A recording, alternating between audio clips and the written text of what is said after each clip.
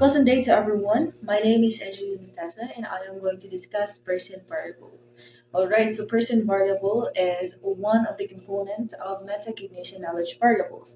And there are three components of it. The first one is person variables, the second one is task variable, and the third one is strategy variable. Now let's proceed to person variable.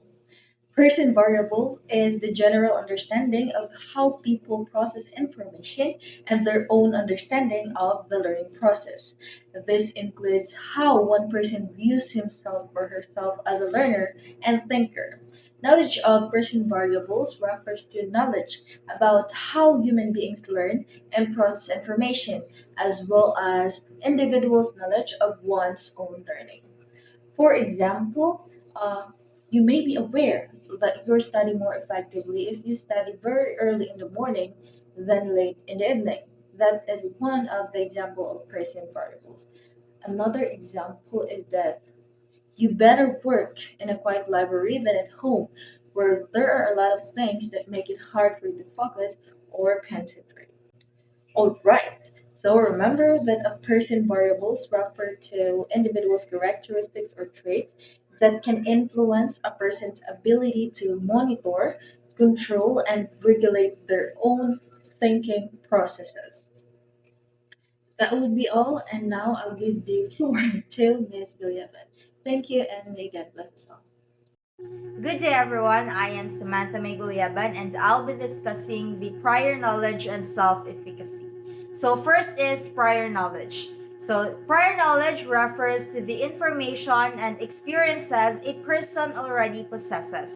It can impact how effectively they can relate new information to what they already know, which is very crucial for metacognitive processes like comprehension and problem solving. So, for example, a student is studying history and he already know a lot about World War II. So, when he learned new information about the war, his existing knowledge helps him to make connections and understand the material better. So, another example, imagine yourself studying mathematics and you already know a lot about math equations. So, when you solve math problems, your existing knowledge will help you make connections and understand the math problem better. So, that would be all for prior knowledge. Now, let's go to self efficacy. So, self efficacy is a person's belief in their own ability to perform a specific task or achieve a particular goal. In metacognition, higher self efficacy can boost confidence in one's cognitive abilities, leading to more effective metacognitive strategies. So, for example, a student wants to learn a new language. So, this belief motivates her to set goals, practice regularly, and use effective language learning strategies. This will lead her to success. So, that would be all for prior knowledge and self efficacy. A pleasant day, everyone. I am Shane Morales, and this time we're going to talk about the other two factors which influences metacognition under the category of person variables. So, third on the list is the cognitive capacity. So, when we say cognitive capacities, it encompasses a person's mental abilities such as memory, attention, and processing speed. These individual differences can significantly impact one's engagement in metacognitive activities like monitoring, understanding, or recalling relevant information. For instance, imagine two individuals, Anna and Elsa. Anna possesses an exceptional memory, while Elsa's memory is, let's say, average. When they both study for an exam, Anna, with her exceptional memory, might find it easier to recall facts and concepts, giving her an advantage in metacognitive processes like self assessment. Conversely, Elsa may need to employ more strategies to compensate for her average memory, such as taking detailed notes or using mnemonic devices. When we say mnemonic devices, these are memory aids or techniques that help students remember information more effectively. For instance, to help you recall the sequence of colors typically seen in a rainbow, you can use the acronym ROIGBIV. which stands for red, orange, yellow, green, blue, indigo, and violet. Okay, so much for that. Let's proceed to the fourth one, motivation. Motivation plays a pivotal role in metacognition. Of course, a person's level of interest and motivation for a task can profoundly influence their willingness to participate in metacognitive processes such as goal setting and progress monitoring, which are vital for effective learning. For example, consider two students, again, Alex and Bella, studying history. Alex has a deep passion for history and is highly motivated to excel in the subject.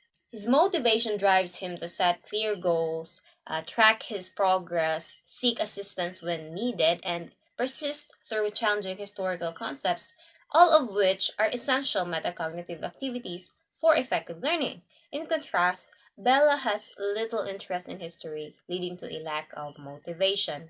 Consequently, she may be less inclined to engage in metacognitive processes, hindering her overall learning experience. So remember, aside from the other three factors, metacognition is also influenced by both cognitive capacities and motivation. Together, these factors shape our metacognitive abilities and contribute to more effective and meaningful learning experiences. Good day, everyone. I'm Jess Kenneth D. Castro, and my topic was metacognitive knowledge. Now, metacognitive knowledge refers to a person's awareness and understanding of their own cognitive process, such as thinking, learning, and problem solving.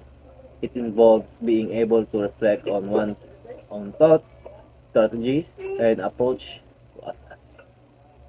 An example of metacognitive knowledge is a student recognizing that they learn best when they break down complex tasks into smaller, manageable steps. These students understand that they struggle with time management and easily get overwhelmed when faced a large assignment. However, by breaking the task into smaller chunks and setting specific deadlines for each part, they can effectively manage their time and complete the assignment more efficiently. In this example, the student not only understands their strengths and weaknesses but also possess the metacognitive knowledge to create a strategy that aligns with their learning style and overcomes their challenges. They are aware of their cognitive processes and can reflect on their own learning experience to optimize their performance. Overall, metacognitive knowledge allows individuals to be more self-awareness learners, facilitating the ability to monitor and regulate their own cognitive processes. It helps them identify effectively learning strategies, adapt and adjust their approach when faced with difficulties, and ultimately improve their overall learning outcome.